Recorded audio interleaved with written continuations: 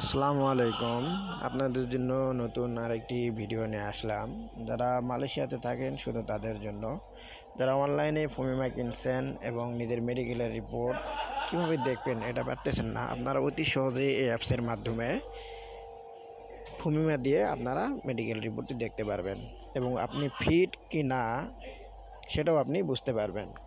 প্রথমে আপনাকে যে কাজটা করতে হবে, এই অ্যাপসের মাধ্যমে গিয়ে অতি সহজে যে ফমিমা লেখা আছে এখানে ক্লিক করে তারপর সেখানে লগ ইন করতে হবে। এরপরে দেখবেন রেজিস্টার একটা শব্দ আসবে, সেখানে আপনাকে লগ ইন করতে হবে। তারপরে আরেকটা দুইটা চিহ্ন আসবে, উপরের লাইন আর নিচের লাইন। উপরের লাইনে আপনাকে প্রথমে আপনার পাসপোর্ট নাম্বার দিতে হবে।